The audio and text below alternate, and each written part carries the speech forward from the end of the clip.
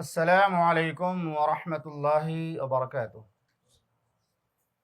الحمد للہ والصلاة والسلام علی رسول اللہ محمد وعلی آلہ وصحبہ اجمعین وعلی جمیع من تبعہم بإحسان الی یوم الدین۔ اشہد ان لا الہ الا اللہ واشہد ان محمدا عبدہ ورسولہ۔ معزز و محترم سامعین اکرام، دینی اور اسلامی بھائیوں، قبر کا ایک خوبصورت منظر آج بھی انشاءاللہ آپ کے سامنے پیش کیا جائے گا۔ آج کے درس کا موضوع ہے کہ بندے مومن کو اس کے نیک اعمال قبر کے عذاب سے کس طرح بچاتے ہیں، یعنی کس طرح سے وہ سیکورٹی بن جاتے ہیں، اس کے محافظ بن جاتے ہیں، اور کسی بھی عذاب کو یا عذاب کے کسی بھی فرشتے کو اس کی قبر میں داخل ہی نہیں ہونے دیتے۔ سارے کے سارے وہ چاروں طرف سے قبر کے کھڑے ہو جاتے ہیں۔ بہت ہی خوبصورت منظر ہے۔ اللہ ہم سب کو اعمال صالحہ کی توفیق عطا فرمائے۔ مستدرک حاکم کی 1422 نمبر کی حدیث ہے۔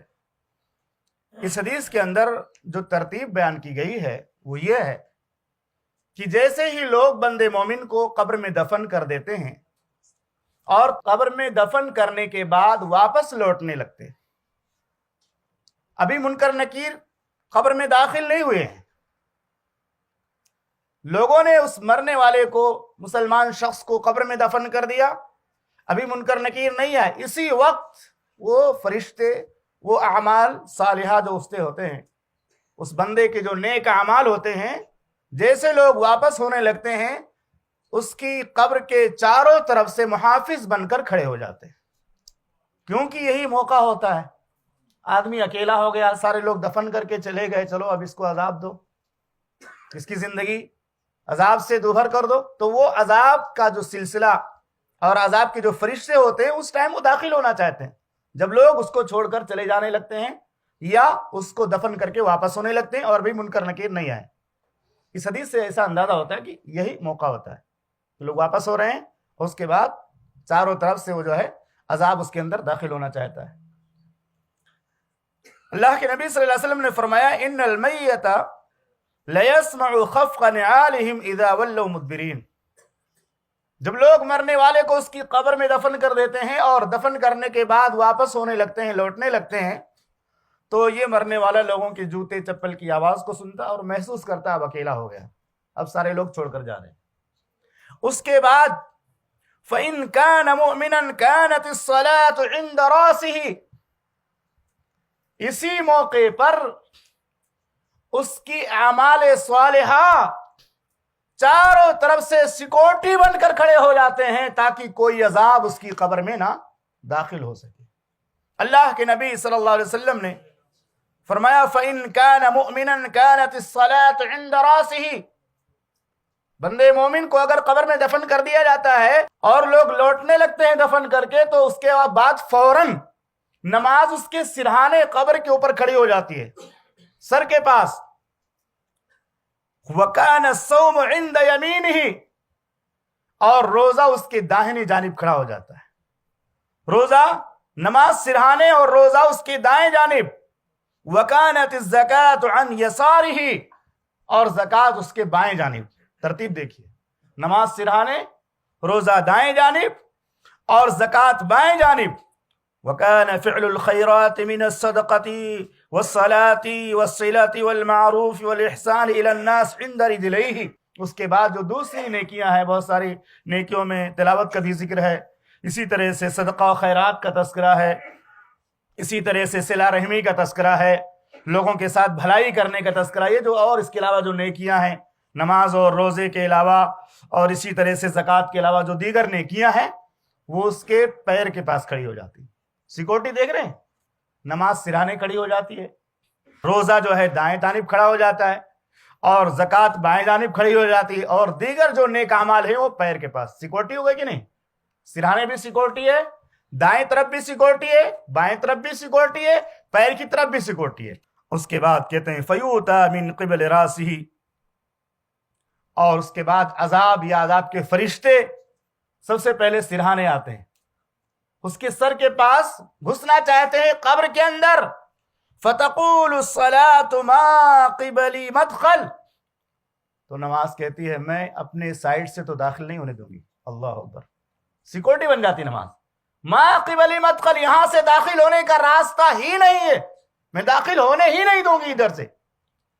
اس کے بعد وَيُؤْتَ عَنْ يَمِينِهِ, اور عذاب لایا جاتا ہے یا عذاب داخل ہونا چاہتا ہے اس کے دائنے سائڈ سے. فَيَقُولُ الصَّوْمُ مَا قِبَلِ مَدْخَلْ, روزہ کہتا ہے, اس کا نفلی اور فرض جو بھی روزہ وہ رکھا ہوتا ہے, روزہ کہتا ہے میرے سائڈ سے بھی تم داخل نہیں ہو سکتے.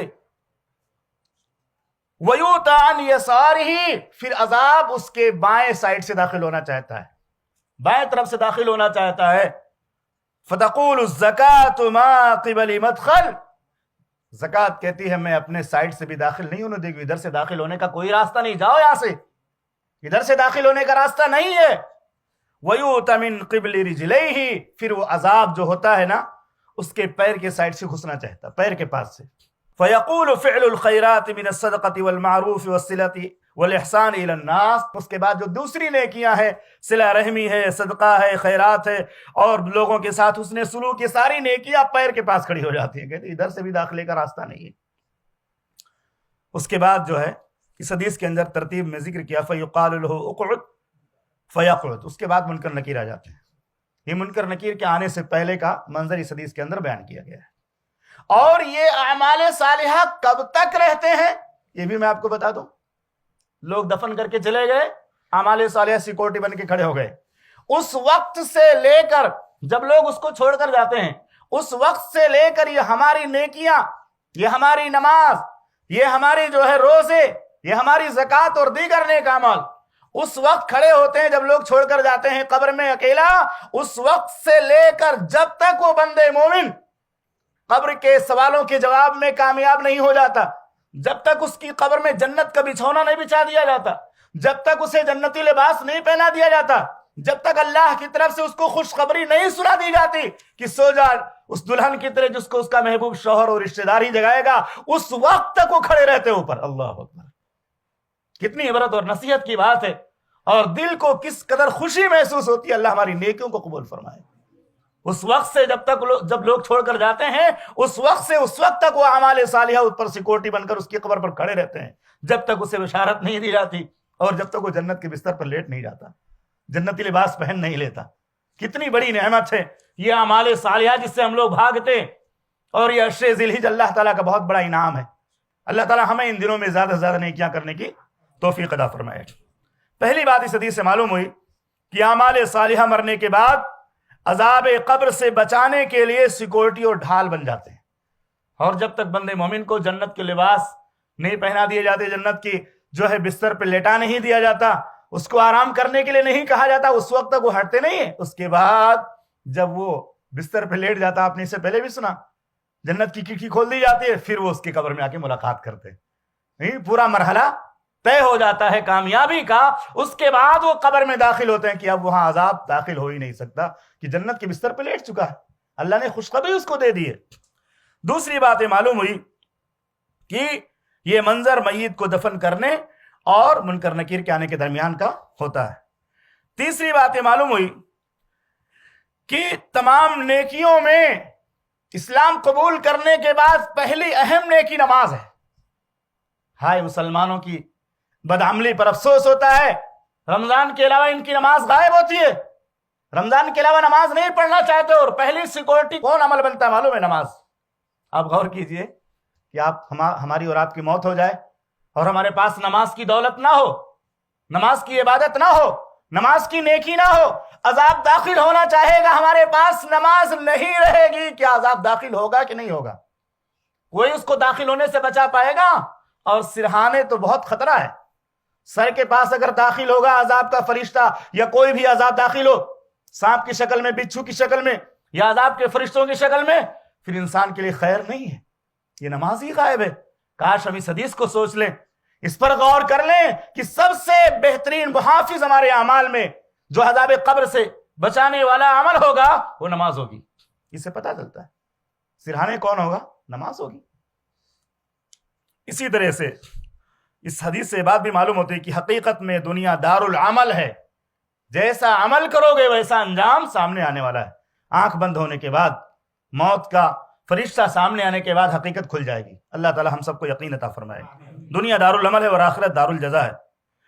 آخری بات یہ کہ جب دنیا کی بنیادی ضرورت روٹی کپڑا اور مکان کے لیے ہمیں سخت سے سخت اور مسلسل جد و جہد کی ضرورت کرنی پڑتی ہے تو یہ دنیا کے بعد جو جنت ہے وہ کتنی قیمتی ہے. دنیا کے مقابلے میں جنت اللہ رب العالمین کی کتنی قیمتی ہے, اس کی قیمت کا ہم اندازہ نہیں لگا سکتے.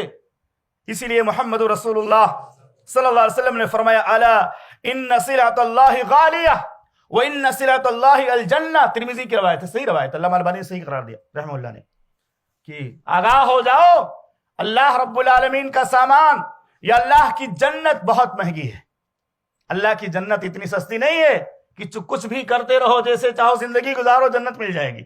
اسی لیے اللہ نے فرمایا نا فمن زحزح عن النار وادخل الجنۃ فقد فاز. جو جہنم سے بچا لیا گیا, جنت میں داخل کر دیا گیا, اس نے بہت بڑی کامیابی حاصل کر لی. اور یہ کامیابی اتنی آسانی سے نہیں ملنے والی. جب دنیا کی بنیادی ضرورت کے لیے 8-8 گھنٹہ ہم محنت کرتے ہیں, 10-10 گھنٹہ محنت کرتے ہیں, 16-16 گھنٹہ کام کرنے والے کام کرتے ہیں, اس کے باوجود بھی دنیا کی بنیادی ضرورتیں ہماری پوری نہیں ہوتی ہے, تو پھر جنت اتنی آسانی سے کیسے ملنے والی ہے؟ اللہ سے دعا ہے کہ رب العالمین ہمیں آخرت کی اہمیت کو سمجھنے اور اس کی بھرپور تیاری کرنے کی توفیق عطا فرما اور ایمان کے ساتھ موت نصیب فرما. آمین. صلی اللہ علیہ نبی الکریم. السلام علیکم. ایسے ہی فائدہ مند اسلامک ویڈیوز دیکھنے اور منہج سلف پر کتاب و سنت کی تعلیمات کو عام کرنے میں ہمارا تعاون کریں تاکہ آپ کے لیے ذریعہ نجات، جنت کے حصول کا سبب، ساتھ ہی مال میں برکت و اضافے کا ذریعہ بھی بنے. آمین. جزاک اللہ خیرن.